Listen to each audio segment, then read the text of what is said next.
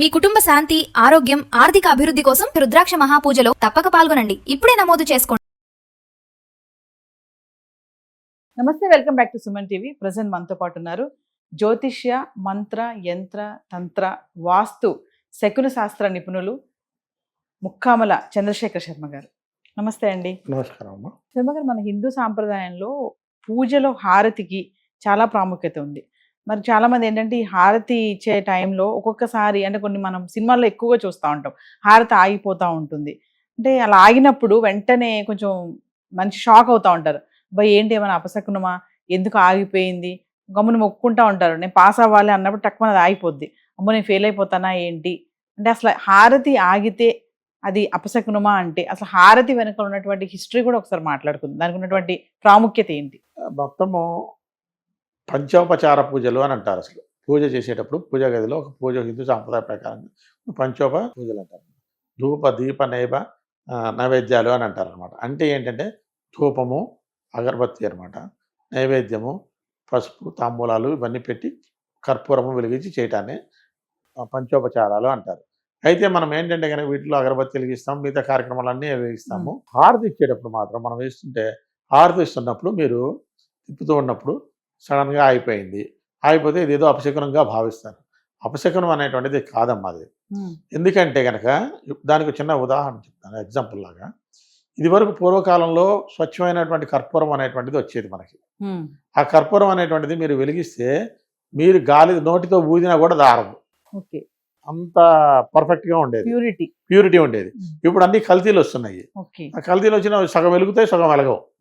అలాంటి దాన్ని మీరు వెలిగించాననుకోండి, మరి ఆరిపోక ఏం చూస్తుంది, దాన్ని చూసి మనం ఆరిపోయింది, మన మనం పని చేయట్లేదేమో అని నువ్వు ఆరిపోయిన దానికన్నా నీ మానసిక వ్యధ ఎక్కువైపోతుంది. సో అలాంటిది ఏమి కాదు. ఆరిపోయినప్పుడు మళ్ళా కనుక ఇంకో కర్పూరం బిళ్ళ తీసుకుని మళ్ళీ వెలిగించి మళ్ళీ హారతి ఇవ్వచ్చు, తప్పులేదు. దానికి ఇబ్బంది అనేటువంటిది ఏమీ లేదు.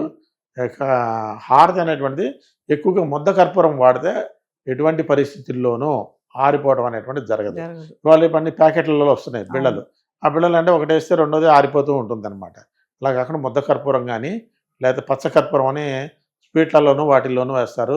దాన్ని భీమ కర్పూరం అంటారు. ఇవన్నీ అది దాంతో వేస్తే మంచి సువాసన వస్తుంది అది అంటారు. అలాంటి కర్పూరాలతో కనుక వెలిగిస్తే దానివల్ల ఉన్నటువంటి ఇంట్లో నెగిటివ్ ఎనర్జీ పోదు. అసలు కర్పూరం ఎందుకు వెలిగిస్తారంటే ఇంట్లో ఉన్నటువంటి నెగిటివ్ ఎనర్జీ పోవడానికే ఉపయోగిస్తారు. ఆ నెగిటివ్ ఎనర్జీ అనేటువంటి పోవాలి అని అంటే కనుక కర్పూరం వెలిగించాలి. మనం తీసుకొచ్చేది కల్తీది వెలిగిస్తే ఇంకెక్కడ నెగిటివ్ పోతుంది, ఇంకా నెగిటివ్ డెవలప్ అవుతుంది. ఇంకా శర్మ గారు, హారతికి ఒక అంటే తిప్పడానికి కూడా ఒక ఉంటుంది కదా, అంటే ప్యాటర్న్. కొంతమంది ఇలా తిప్పుతారు, ఇలా తిప్పకూడదు అని అంటారు. మరి ఎడం చేతితో తిప్పొద్దు అంటారు, కుడి చేతితో తిప్పాలంటారు. అసలు అంటే ఎలా తిప్పాలి ఏంటంటే? కుడి చేతితో పట్టుకుని హారతిని సవ్య మార్గంలోనే తిప్పాలి. ముందు సవ్య మార్గంలో 3 సార్లు తిప్పాలి, అపసవ్య మార్గంలో 3.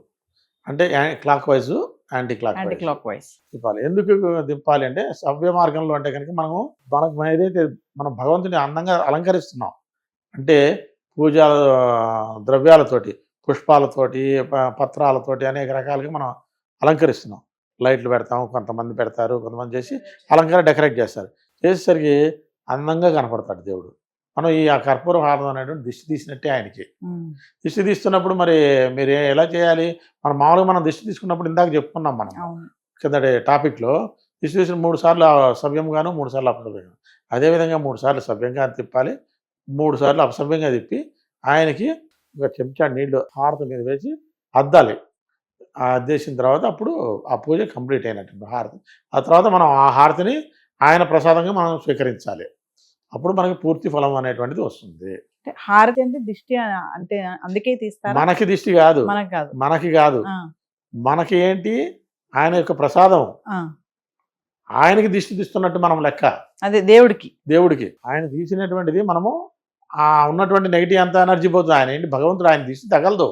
కాకపోతే హారతి ఇవ్వడం వల్ల ఆయన ఉన్నటువంటి పాజిటివ్ ఎనర్జీ అంతా ఆ దీపంలో హారతి పొగలో వచ్చేస్తుంది. దాన్ని మనం స్వీకరించడం వల్ల మనకు ఉన్నటువంటి నెగటివ్ ఎనర్జీ ఆ పొగ పీల్చడం ద్వారా కానీ ఆ హారతి తీసుకోవడం వల్ల కానీ చాలా ఫ్రెష్నెస్ అనేటువంటిది వస్తుంది. మనకు ఉన్నటువంటి నెగిటివ్ ఎనర్జీ దూరం అవుతుంది. అంటే హారతికి ఉన్నటువంటి అసలు ప్రాధాన్యత ఏంటంటే, ఎందుకు అసలు హారతి అంటే? హారతి ఎందుకంటే కర్పూరం అనేటువంటిది ఒక సుగంధ ద్రవ్యం. ఆ సుగంధ ద్రవ్యాన్ని భగవంతుడికి మనం చూపిస్తున్నాం. ఉమ్. అంటే ఇప్పుడు మనం బయటికి వెళ్తున్నప్పుడు సెంటు అట్లా స్ప్రే చేసుకుంటూ అవును. ఉంటాం కదా, అదే విధంగా కర్పూరం అనేటువంటిది వెలిగించేసరికి సువాసన భరితంగా మొత్తం వెలిగిస్తూ ఉంటారు ఆ కర్పూరాన్ని. ఎప్పుడైతే ఆ కర్పూరాన్ని వెలిగించామో మనము, దాని యొక్క సువాసన ద్రవ్యం ఆ గది అంతా వ్యాపిస్తుంది. అక్కడ ఉన్నటువంటి నెగిటివ్ ఎనర్జీ అంతా వెళ్ళిపోతుంది. అసలు ముఖ్యంగా వెలిగించాల్సిందే కర్పూరం అట్లాంటిది అనమాట. ఉమ్. సో దాని ప్రాముఖ్యంగా తీసుకొని ఏంటంటే కానీ నువ్వు కర్పూరం వెలిగించు అని చెప్పి మామూలుగా చెప్పామనుకోండి, వాళ్ళు రేపు ఎవరు వినరు. దానికి ఒక లింక్ పెడితే దాన్ని ఖచ్చితంగా పాటిస్తారనే ఉద్దేశం దేవుడికి హారతి పంచోపచార పూజలో ఒక పూజగా చేర్చి హారతిని చేర్చారనమాట. ఇంకా కొంతమంది హారతి అదేమంటారు స్టాండ్ లో పెడతారు, కొంతమంది చేతి మీద పెట్టుకుంటారు. కొంతమంది చేతి మీద ఎందుకు హారతి ఇస్తారండి? ఎవరన్నా మొక్కుకున్నారనుకోండి, నేను హారతిని చేతి మీద పెట్టి వెలిగించుకుంటాను నా పని పూర్తి అయితే అని చెప్పి కొంతమంది పెట్టుకొని ఇచ్చేస్తారు. మామూలుగా హారతి పళ్ళంతోనే ఏదైతే ఉంటుందో దాంతోటే వెలిగించడం చాలా మంచిది. ఊళ్ళల్లో కానీ ఇది ఎక్కడైనా మీకు అదే జరుగుతూ ఉంటుంది. మీరు ఇందాక అన్నారు హారతి మధ్యలో ఆగిపోతే అదేం అపశకునం కాదు, క్వాలిటీ సరిగా లేకపోవడం వల్ల అంటున్నారు. కొన్ని సందర్భాల్లో నిజంగానే ఆరిపోతుంది, అంటే నిజంగా అది ఆరిపోతే అదేం కాదంటారా నిజంగా? ఎటువంటి పరిస్థితుల్లో అపశకునం కాదమ్మా, ఉమ్. అపశకునం కాదు అది. అది మన మానసికంగా ఉన్నటువంటి అంతే. ఇదే దాని నుంచి చాలా ఆలోచించేసి అది ఎందుకు ఆగిపోయిందో, నాకేదో అవుతుంది, మనకేదో చెడు జరిగిపోతుంది అనేటువంటిదే తప్ప కర్పూరం ఆరిపోవడం వల్ల మనకు చెడు జరుగుతుంది అనేటువంటిది తప్పు. తప్పు ఏం లేదంట. ఏమీ లేదు. అదొకటి. ఇంకో చిన్న పాయింట్ చెప్తాను. చెప్పండి. కొబ్బరికాయ కొడతాం మనము. కొబ్బరికాయ కొట్టినప్పుడు కుళ్ళిపోయి వస్తుంది. ఉమ్. కుళ్ళిపోయి వచ్చినప్పుడు ఆ కుళ్ళిపోయింది అపశకునం అని అంటారు. అంటారు. కానీ అపశకునం కాదు. ఆ కుళ్ళిపోయింది అని అంటే కనుక మనలో ఉన్నటువంటి సమస్త దోషాలులో కొంత ప్రక్షాళనం అయింది అని, కొంత పోయింది అని చెప్పేసి అలాంటి సమయంలో ఆ కొబ్బరికాయ తీసేసి పక్కన పడేసి ఓ మంచి కొబ్బరికాయ కొట్టాలి. అంతే. అంతే, సింపుల్. కానీ అది నిజంగా చాలా మంది షాక్ అయిపోతారు, అబ్బాయి ఇట్లా వచ్చింది ఏంటి అంటారు అదే కదా. కుళ్ళిపోయింది, ఏమైపోతుందో నా పరిస్థితి ఏమైపోతుందో అని అనుకుంటారు. కుళ్ళిపోవడం అంటే నీలో ఉన్నటువంటి చెడు తొలగిపోయింది అని అర్థం. ఓకే. ఆ పాజిటివ్ థింకింగ్ ఎవరు చేయరు. నెగిటివే.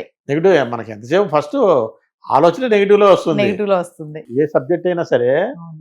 నెగిటివ్ లోనే ఆలోచిస్తాం ఫస్ట్, తర్వాత పాజిటివ్. ఆలోచించగా అప్పుడు పాజిటివ్ కాదు. పాజిటివ్ మనం ఫస్ట్ పాజిటివ్ ఆలోచించారనుకోండి, అది పాజిటివ్ గానే ఉంటుంది. మీరు కొట్టారు కొబ్బరికాయ తెలియక, షాప్ వాడు తెస్తాడు, వాడికి తెలియదు అది ఎక్కడో చెట్టు మీద నుంచి వచ్చి ఉంటుంది, అనేక రకాలుగా ఉంటుంది. పొరపాటున కుళ్ళిపోయి ఉండొచ్చు. కుళ్ళిపోయినంత మాత్రాన నీకున్నటువంటి ఇది దాంట్లో తగులుతుందని అనుకోవడం తప్పది. థ్యాంక్ యూ శర్మ గారు.